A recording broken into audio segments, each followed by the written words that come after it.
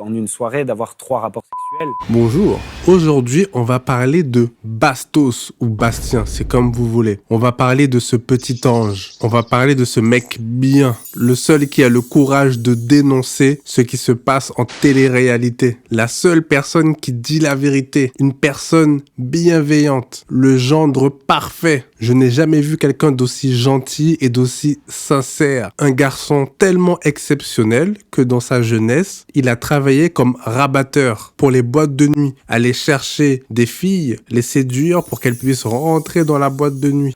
Et entre autres, la promotion de club. Donc mon travail, c'était de ramener des filles, des jolies filles, en club, en boîte de nuit, pour donner à la boîte une belle image.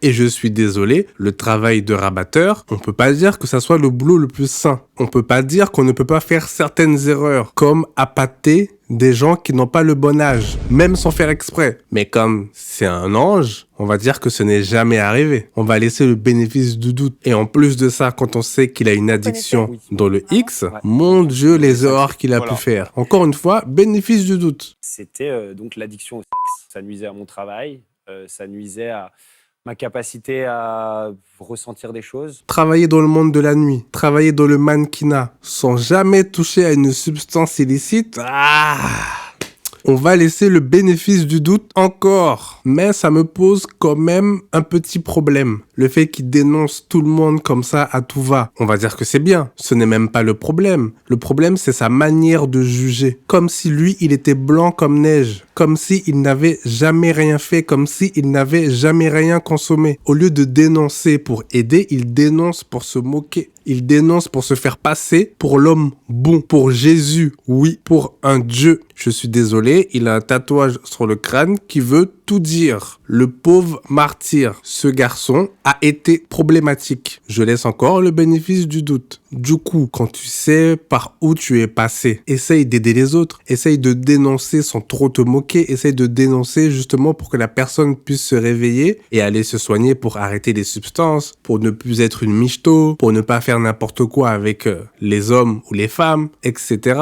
Un peu de pédagogie? Non. Moi, je suis l'être parfait et toi, tu n'es qu'une merde. Voilà sa façon de penser. Ce garçon a une libido et un ego surdimensionné. Il critique toutes les téléréalités sur les substances, sur les boissons, sur les attitudes déplorables. Mais le lendemain, tu vas le voir participer à une émission de téléréalité. Tu vas te dire, mais attends, tu viens de critiquer tout le monde, même la prod. Qu'est-ce que tu fais là? Tu viens de dire que c'est un monde rempli de vices. Donc, qu'est-ce que tu fais là? Le souci, c'est qu'il ne pourra plus continuer son fonds de commerce s'il ne fait pas de télé-réalité. Parce qu'il doit cracher sur les gens. Vous allez me dire, je fais exactement la même chose. Oui, mais moi, je n'ai pas eu son passé. Mais moi, je ne dis pas que je suis tout blanc non plus. Et vous n'allez jamais me voir manger là où je chie. Maintenant, j'espère que les gens ont compris pourquoi ce garçon ne peut pas rester avec une femme. Il a une addiction terrible. Il consomme les femmes comme si c'était des apéritifs. Ce garçon cache un vice en lui, c'est extraordinaire. J'avais pas d'argent.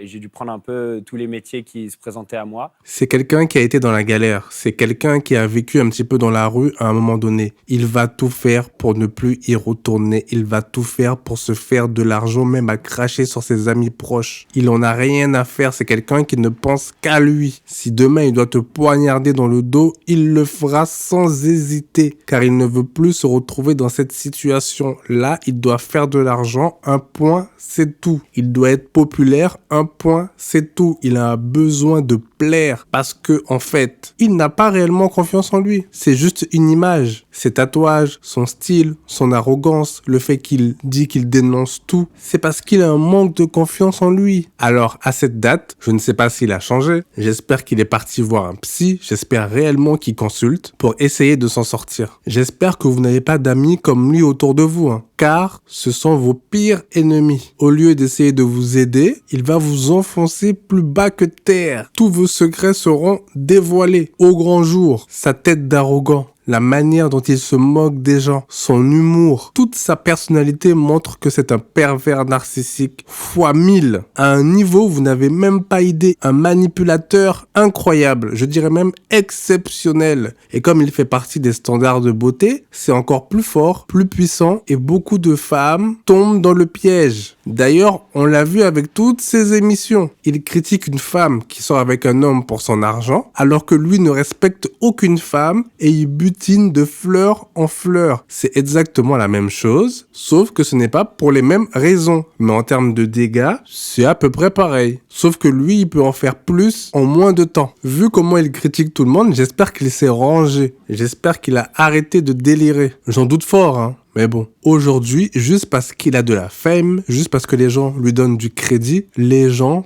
prennent le risque de collaborer avec lui alors qu'ils savent très bien qu'une fois que tout sera terminé, il va tout dévoiler pour remonter en popularité. Un ami ennemi pareil? Oh là là! C'est plus mon ami et je vais le balancer. Voilà, tout simplement. Moi, j'ai ma famille, j'ai pas besoin d'amis. Vous voyez l'histoire de Bastos et de Vivi. Pourquoi croyez-vous qu'à un moment donné, il était aussi accro? C'est parce que elle lui a fait ce que lui a l'habitude de faire. Ça l'a complètement chamboulé. Des fois, tu te retrouves face à une personne qui a exactement la même attitude que toi. Tu te rends compte et tu te dis, waouh, donc du coup, c'est moi ça? J'agis comme ça? Je suis aussi talentueux pour séduire les gens? Elle lui a fait exactement la même chose. Elle s'est servie de lui. Hop, hop, hop, terminé. Aux oubliettes, il était sous le choc. Son disque dur n'a pas compris. Il s'est dit, mais normalement, c'est moi qui fais ça. Comment se fait-il qu'elle ait pu faire ça? Du coup, pour son ego, il s'est dit, je vais essayer de la récupérer. Il pense avoir des sentiments alors qu'il n'y a que son ego qui parlait. Et c'est aussi simple que ça. Je vous ai raconté l'histoire en 2-2. Il aurait réussi, il aurait rejeté encore. C'est comme ça. C'est la vie. La vie d'un pervers narcissique. Si vous voulez les piéger, il suffit d'agir exactement comme eux. Vous allez les choquer, les traumatiser à vie. Je pense que ça lui a remis un petit peu les pendules à l'heure, cette histoire. Et c'est bien. Non mais t'es lié pour toujours à la personne avec qui tu as conquis le cœur de tes abonnés. Tu vois ce que je veux dire? Je t'ai présenté mes excuses et j'essaye de réparer le mal que j'ai fait. Tu ne pourras jamais réparer le mal si je que peux tu as fait, à moins que tu te taises et que tu ne parles plus jamais de moi. C'est exactement comme son histoire avec Mélanie. Il n'a pas supporté la rupture. Il a parlé d'elle pendant des années. Il a fait un pressing atroce sur elle, alors que elle ne le calculait même pas. Il a cherché à avoir de l'attention, mais c'était incroyable. Je n'ai jamais vu un pressing comme ça et personne n'a rien dit. Parce que les gens n'aiment pas trop Mélanie, tout le monde a fermé sa bouche. Et par la suite, quand il y a eu la confrontation, il a osé dire non, moi je parle jamais de toi, j'ai rien fait, moi je suis gentil, c'est toi la méchante de l'histoire. Le discours d'un vrai pervers narcissique qui n'avoue jamais ses fautes. Et s'il le fait, il va avouer un petit truc sans réelle importance. Mais de vraies excuses sincères, jamais de la vie. Une fois, t'as dit que j'avais un petit zizi. Voilà, mais c'est la seule chose que tu as retenue. Bah non. Pourquoi? Mais ça moi, fait des années que tu m'en mets plein la gueule sur tes Mais qu'est-ce réseaux. que je t'ai mis? Parce que Mélanie a dit qu'il avait un petit zouigouigoui, ça l'a blessé dans son ego. Tu fais pas un pressing à des personnes pour des choses aussi futiles. Tout chez lui tourne autour du X. Quoi qu'il fasse, il parle de meufs, il parle de beauté, il drague sans arrêt. On a un exemple. Zoé, qui est en couple, il le sait très bien, hein, il a essayé de la draguer, sans vergogne. Et ensuite, il ose faire le donneur de leçons. Franchement. Quoi? Moi, j'aime mieux toi. Oh là, ça commence! T'es en couple, Ça Zoé? commence! Bah oui. Mais oui! Bah quoi, je sais rien. Ah ouais, ah oui! Cet homme est la définition d'une balance. Il a surfé sur l'histoire de P. Diddy avec Jam, soi-disant parce qu'il y avait une photo, il n'a rien vu, il ne sait pas si c'est vrai, il n'était pas là. Et pourtant, il l'a incendié alors que lui, on sait qu'il était dans le monde de la nuit. On sait qu'il a fait des choses plus ou moins politiquement incorrectes. Elle s'est convertie à l'islam, donc on peut pas l'attaquer. Mais vous croyez quoi? Vous croyez quoi?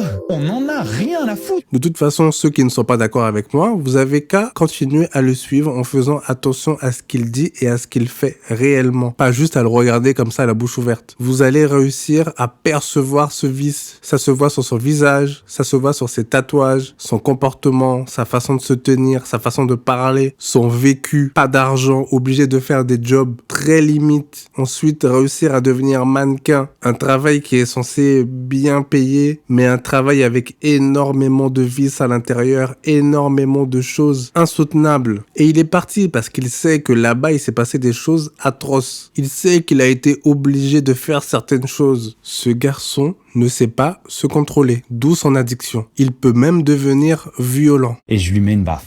Et je suis désolé les amis. Voilà, j'ai pris un petit coup de sang et j'ai fini par le gifler. J'ai pas réfléchi quoi. Une émotion quoi. Genre je réfléchis pas.